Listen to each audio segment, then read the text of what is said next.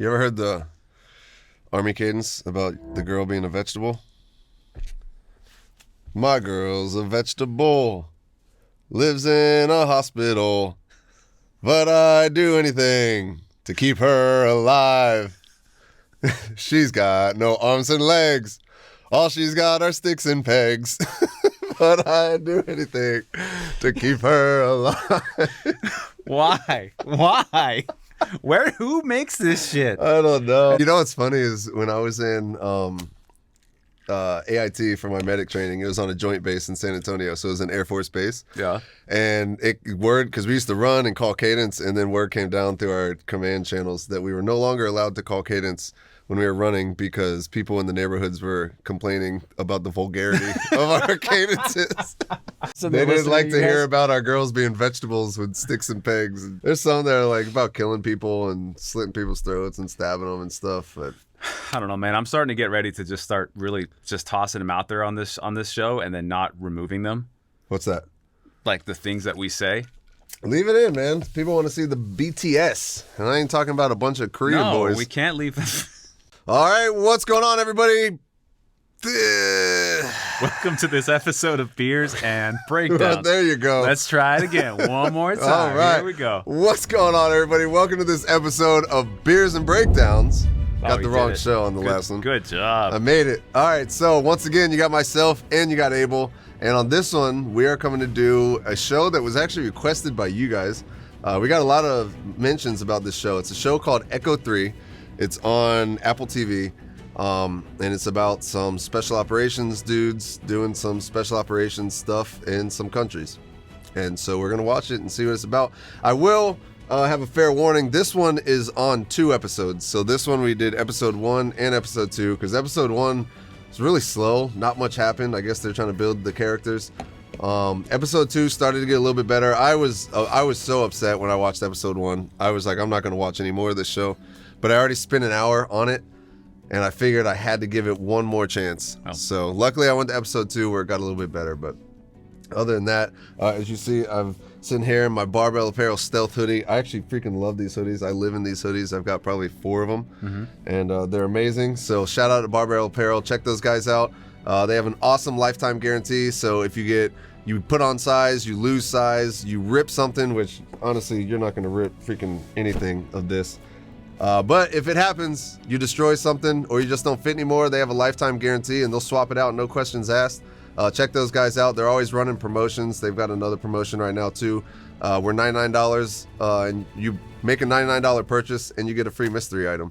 So check those guys out, barbellapparel.com. Also, we have our Chase Fear line with them. So if you go to their website and you search FNG, you can find our Chase Fear stuff. We've got a shirt right now. We've got shorts, a couple different pairs of shorts. And we've got some more stuff coming soon, so make sure and check that out as well. You guys can see how excited I am for yet another military show. Abel, okay, so behind the scenes, yeah, Abel is complaining about watching military shows, but he seems to forget that that's what this show is about, is watching military shows and talking about them. So I'd like to think that this show is about connecting with our audience and also doing it in such a fashion that conveys military tactics and the way of life of military. Now, I think we can do that without watching solely military shows, which only seems to be you. This is what they want us to watch. When Sean comes here, he comes with like a different, like sort of eclectic mix of things with movies and stuff where he finds tactics in them. You seem to just be like, a week before you come here, I'm pretty sure he just looks at it and he's like, shit, I got to come up with like 4 things to watch before I get there. And he watches 4 military shows that say military on them. So that way he doesn't have to go looking through movies and find tactics and notes and things like that. The way I do it is I go through the messages and the DMs and stuff like that of what you guys want to see, and that's how I found this. I didn't even know this show existed. You are just blatantly lying. But wait till the next one. The next episode we are going to do a cool one, and that one is not a military show. Well, actually, the guy is a former military guy. Anyways, I don't want to spoil it. Pretty sure you just go to Google, type in military show, and then see what comes up. Anyways, let's get into Echo 3. Again, this is a 2-parter, so we're going to go over episode 1 and episode 2 on this one.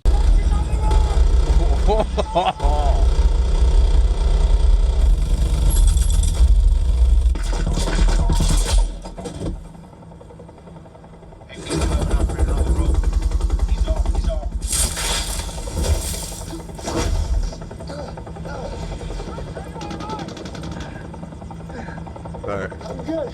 So that's kind of like a nightmare scenario. That looks good though. I know that looked pretty cool. Compared to what we just watched, the Brave, this looks real good. So what just happened there is he was fast roping, and immediately as he gets on the rope, they tell him to stop, but he's already committed. He's on the rope at that point. So one thing that they always teach you whenever you're doing any sort of fast rope training, the first thing that we learn is how to lock out. And that's how to basically stop yourself on the rope. And so, in a situation like this, or, the wind changes and the helicopter goes off target, or you're trying to fast rope onto a rooftop, and like I was saying, that it could go off target, and all of a sudden now the rope is not going to the rooftop, it's going like to the ground, and you're going to fall. So you need to learn how to lock yourself out. But what happened here looked like he was able to lock out, but for one, they're in super like freezing temperatures. So he's cold, he's getting shot at. The helicopter is sitting here doing this number. He's just swinging on that rope. So I'm surprised he was able to hang on to that rope for as long as he was. A real life situation, this is a nightmare scenario. Like you're on that rope, you're completely helpless, and you're hoping that they figure out whatever's going on quickly and get you down so you can get off that rope. But man, that's not good. So would they normally do a helo infill like that close to where they can be fired upon that way? They wouldn't do it like a little ways off and then have you guys go in? No, and you're talking about offsetting. So how far you're going to offset from the X or from the target. And so what we didn't really see that much is they had ISR. They had drones. ISR is intelligence, surveillance, and reconnaissance. So they had a drone ahead. Then what happened is they realized the drone was looking at the wrong mountaintop.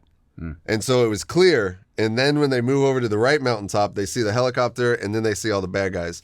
So if they had actual good intelligence of the hilltop, they never would have put down right there. That sucks. So that was just poor intel. Specifically for that guy. Yeah. Sucks for Prince there. This song is killing me. Am I about to get a massage? Drifter is dead. We gotta go down. Are you sure? Drifter is dead. We gotta go. Are you sure?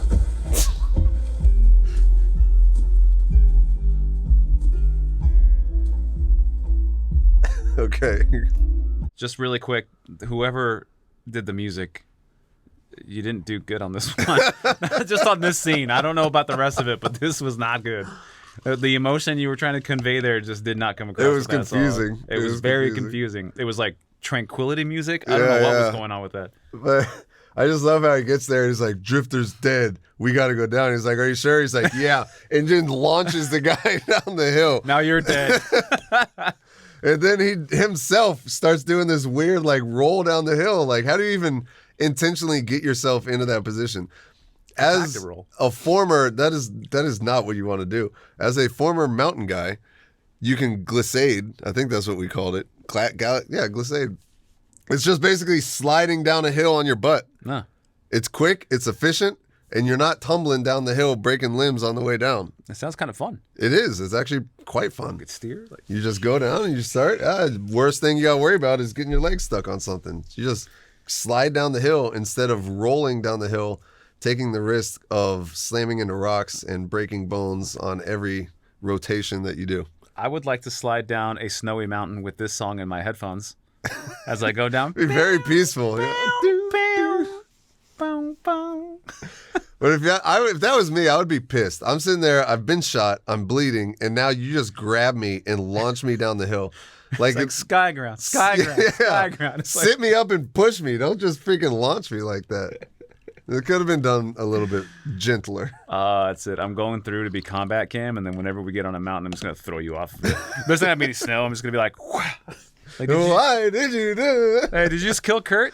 You're like, I guess I did. I saw it on a show once. I saw it on a show. I thought it was a tactic. The snow's soft, right? But he got down there quick. He sure did. He sure did. Sure, you can try. Coronel Pereira. These are the husband and the brother? Buenos dias, Coronel. Soy de una unidad militar del JSOC. ¿Verdad? Cierto. Si tiene momento, nos gustaría comentarle algo rápido. Su punto de vista es muy importante para mí. Permiso para informar. Sí. have a call. I'm Okay. gonna let you boys. All right, so they finally, this whole time I'm wondering who they are. And it comes out they're Delta Force. JSOC. So yeah, he's from a JSOC military unit. He's like Delta, and he's like Delta. Which, obviously I was not Delta. I was a Green Beret. Neither was I. Neither was he. That's just not as important as So we can't say for sure, but I have a very strong sneaking suspicion that he's at the U.S. Embassy right now, and he's talking with the chief of station, who is that lady. So she's the one running the embassy, and now the commander of the Colombian Special Forces. It is going to get back to their command that these two guys are in Colombia organizing some sort of hostage rescue mission. Okay. I don't think that their command is going to take kindly to rogue to operations. two rogue operators on their own free will. I doubt any of them put in leave. So nobody knows they're gone. They just flew down, and this rich guy's, one of the operators is a multi-millionaire family or billionaire family, flew down in his private jet, and now they've basically strong-armed themselves inside the embassy and are now starting to set up this raid or this hostage rescue situation. Their command is not going to be very happy about this. And they're going to find out. Yeah. They're 100% going to find out. This chief of station is immediately going to get on the phone and be like, hey, do you guys know about this? At which point, these guys are going to be in a world of trouble. So I just find that itself is kind of... Maybe it'll sew it up later in the episode of the series. Yeah. Where like they wind up getting kicked out of the unit or something like that. But I just don't see it going very well for these guys professionally in their career-wise. But it happens. I mean, you had the Green Beret trying to organize that coup in Venezuela. See, I knew you were going to bring that up. That was different though. Why is it different? Because they were former Green Berets. So? They were no longer in. Oh, okay, I get what you're saying. They were no longer in. There's no command to be contacted at that point. If they were in, those guys, I mean, well, they got arrested and they were in prison in Venezuela, but they would probably have their tabs revoked. They'd get back here, probably go to prison. Well, then you had the guy go AWOL in Afghanistan. Bo Bergdahl? Bergdahl, yeah. Yeah. He was in. What happened to him? I understand. It didn't, but I'm not saying the repercussions change. I'm saying that it happens. People do this kind of stuff. It does happen. Especially if you have a millionaire buddy with a private jet. Yeah, I guess so. Like if I had beef with somebody and I had like millions of dollars of private jet, you had beef with somebody in like Antigua, right? And you were like, fly me over there in kit. Yeah, you know what? And yeah, sure, we would do it. And I'm sure there's been people that have done plenty of things. All I'm saying is they don't go to U.S. embassies and announce themselves as Delta Force. It's the best way to get intel, though. I guess. Maybe, you know what? I haven't finished this series, so maybe they're actually not Delta Force. Yeah. And they're like some other like shadow Black Ops unit or whatever. And they're just like, yeah, we're Delta. Yeah. And then this scene would make a lot more sense then. Okay. So maybe that's what it is. It's a ruse. I'd just like to reiterate, I've never been in the military. I don't know anything about anything. I just sim race all day and get hammered, so you might not want to take any of my questions. I'm letting you know why this doesn't seem very realistic. Hey, that's where we stopped in Brazil. Yeah, basically.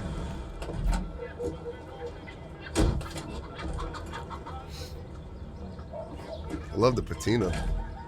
Love it. So this is natural.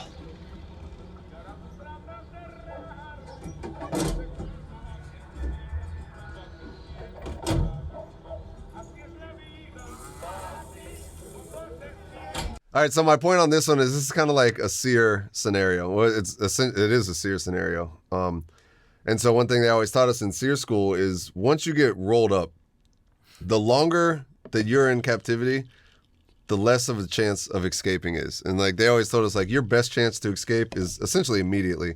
Because once you get moved from, they were in the forest, they're in the jungle, that was probably her best chance. Now they have her in the city. She's in a place that she's completely unfamiliar with. They have her in a place that is essentially their stronghold. Like they run this place. So chance of her getting out now is super slim. Unless without outside intervention. But even then, it's kind of stacked against her. And so from a seer situation, if you're in a position like this, you're going to want to try to escape as quickly as possible. Yep. Otherwise, I mean, it's not obviously not always, you're not always able to. You just get shot trying to run through the woods. Yeah. But also being here is not a good spot to be. That doesn't seem like it. No. But I bet you they have good food, music on the radio, beautiful view of the favelas. How do you already have Stockholm Syndrome? I like it already. You're like, it's actually not bad. Proper road, man. I'll take that.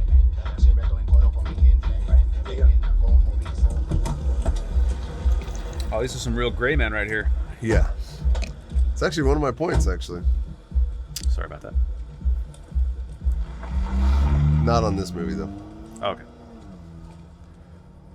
All right, so this scene kind of is funny to me because they're in this area where the entire City is controlled by these people. Yeah, the entire neighborhood is supporting these people. They were talking earlier with the Colombian Special Forces major or colonel or whatever, Yeah. the commander, and he was like, well, we can't go in there because as soon as we move in, there's people all over the city. They're going to alert them.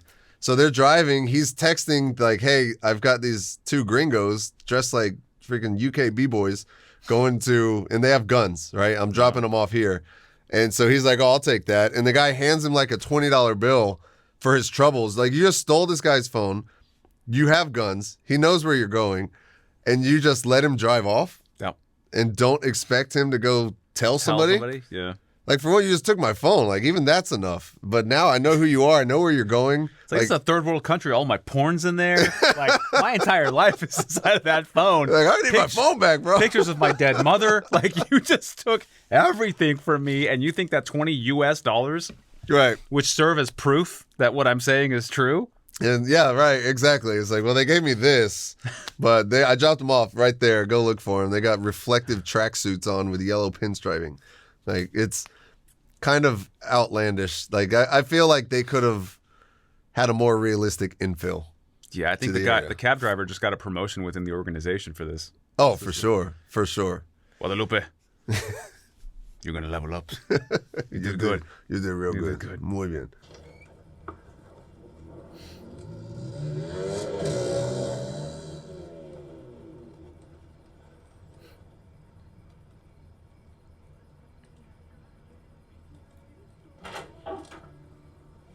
Buenas noches. Okay. I should speak her language. That'll calm her down. Good evening, ma'am. Buenas noches. As I point my freaking AK-47 in your face. So this, my friend, is what we call a non-permissive environment. So they're here. They're not supposed to be here. They're not allowed to be here. Everybody knows that they're outsiders. Yeah. Everybody that sees them is likely getting on the phone with somebody and being like, hey, got the gringos. Yeah. They're right here. So no amount of buenos noches or pleasantries is going to get you past that fact.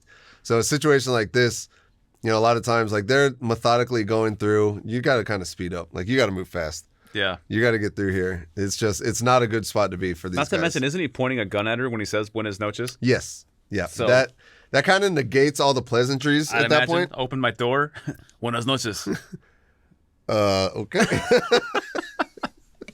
What else? Can't confirm white guys with guns. One just pointed one at me. Yeah, it's not a good situation. So, and they're unsupported. So, I mean, they did have the Colombian Special Forces were overwatching the position because they were just surveilling it. Yeah. And so they saw these guys and they called their commander. They're like, hey, I got the gringos that were in the embassy earlier. They're here. And the commander's just like, oh, shit. It's like, just protect these guys. And so, like, they were providing sniper overwatch for them. But other than that, like, it's just these two lone dudes, man. It's just a bad situation for these guys to be in. Delta Force or not, I don't give a damn. That's where you took me.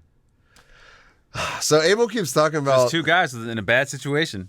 So Abel and I went to Brazil. We went to Sao Paulo, Brazil last year. And Brazil's not known as the safest place, but honestly, we had a great time. I tried to take us to this big Asian community that's there. It's the largest Japanese community outside of Japan. Happens to be in Sao Paulo, Brazil. Who knew? Anyways, so I put in a random address. I Google like Asian community in Brazil and put in a random address and have an Uber driver take us there. And as we're getting closer to the area, we are in the middle of the slums. Like, there's favelas off in the distance. Yeah. There's piles of trash in the middle of the streets. There's drugged out homeless people walking everywhere. There's kids eating fruit. It is, right, and that was the big one. They're on the side. There's kids by themselves, unsupervised. Essentially, they become adults when they're like 6, right? So he's like sitting down on the side, eating fruit, looking at us like, what are you doing? You guys don't belong. You don't belong here. And then I'm watching the driver's phone, and it goes doo-doo-doo, like to let you know that you're there. And we look around, and we're just like, please no. So we get out of this damn thing. And then we immediately realize we're in a bad spot. We got to get out of here. So he starts to call another Uber. Well, guess what happens when you try to call an Uber to one of the worst places you can possibly be in Sao Paulo? They cancel. Left and right. And they cancel. And they cancel. And they cancel. And so we're essentially thinking at this point we're going to have to do what these guys are doing with no guns and somehow hike our way out of here. And we were so out of place. I had on brand new bright white tennis shoes. Which, like, people were walking around barefoot. And so, like, we just looked like we were out of place. I got pooped on by a bird. Yep. Like, first time I've been pooped on. I'm just standing there and feel something hit me in the hat, and I got pooped on. And it was just, that was, of all the places in the world I've been, military or not, that was the only time that I was kind of like, we should probably leave. We should probably leave.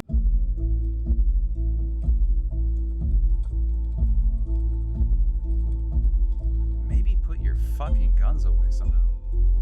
Oh, it's the same song. It ties it all in. Oh, it brings it back. God, stop with this song. I can't with this song. It's a cool, like, it's almost very a, chill it's song. It's almost a happy song. I know it is. Like you said earlier, There's nothing wrong with the song itself. It's just it doesn't make any sense to with what they're overlaying it. I would like to get a massage to that song. All right, so the thing that gets me, a lot of shows do this, and a lot of movies do this. It's like they just went through this, like, harrowing experience. They infilled poorly, I might add, into a non-permissive environment. They got in shootouts and gunfights. People have been killed. People are looking for them. The whole neighborhood's looking for these 2 guys. They stand out. They stick out like a sore thumb. And they get kind of to the edge of the neighborhood, and the sun's coming up, and it's like all of a sudden, it's like it's a new day. They just put their weapons down and they just casually walk off. That's not how real life works. Like, people are still looking for these guys. Yeah. Like, you just killed people. They're still looking for you. So it's not like just because you made it to this, point where the sun starts to come up, everything's over. That's not it. That's not how it works. Like, you have to continue to use tactics to get out of here. So now because it's daytime. New me. What are you talking about? It's not time how, to start over. That's not how real life revived. works. That's not how real life works. Now you don't have the darkness to hide behind. It's a natural Red Bull. It's it's time to it's rejuvenated, refreshed. Don't even need sleep. No, I'm gonna walk down this hill. These 2 tall white guys in the middle of Colombia stand out even more now, especially since they're dressed the same. Yep. With I think the rifles is the big thing. The rifles is from afar, you don't know who's up there. People walk in cities, right? Who knows? That's an obstacle they have to overcome. How do you explain but when that? you're just slung, right? And so even if you let it go, it's still hanging. They're like, oh, there's they're not one of us. Well, now it's daytime. Nothing a well-timed Buenos Dias couldn't overcome. But that was Echo 3 on Apple TV. Let us know what you guys think of the show. Let us know if you've seen the whole series. Let us know if we should continue to watch it or if we should just give up on this one right now. So hit us up in the comments and let us know that. Other than that, Abel and I will be back. We've got our next episode. We're going to do something cool and something a little bit different. Switch it up for you guys. But other than that, we'll catch you guys on the next episode of Beers and Breakdowns. Peace. Buenos noches. Buenas. Gosh, I always mess it up. Buenas noches. Or Tardes, or Dia, whatever time you're watching this. Or Tardes. You're not wrong.